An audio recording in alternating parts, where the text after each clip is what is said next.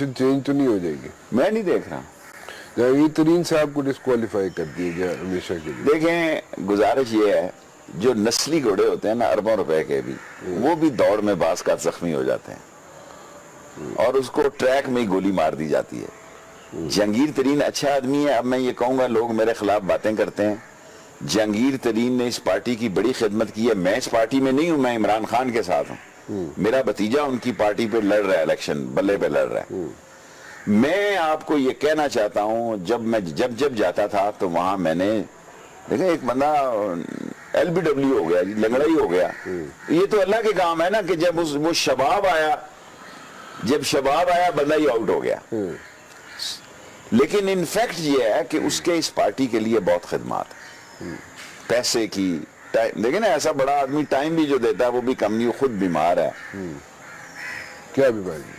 کیا فائدہ، میرا مطلب ہے وہ سیریس بیمار ہے، اللہ اس کو صحت دے. اب تو بہتر ہے، آپریشن کروائے ہیں اس نے.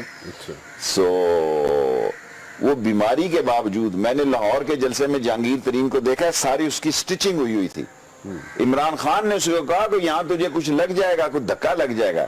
تازہ سٹچنگ ہوئی تھی لندن سے. وہ پھر بھی عمران خان کی گاڑی چلا رہا تھا. اس سے زیادہ کیا ہو سکتا ہے جی؟ آدمی اپنی جان ہتھیلی پہ لے کے چل. لوگ تو خوش نہیں ہوتے جب تک بندہ مر نہ جائے. اور میں جس دن مروں گا نا، یہ کفن اٹھا کے دیکھیں گے، دیکھو مر بھی گیا کہ پھر نہ نکل آئے.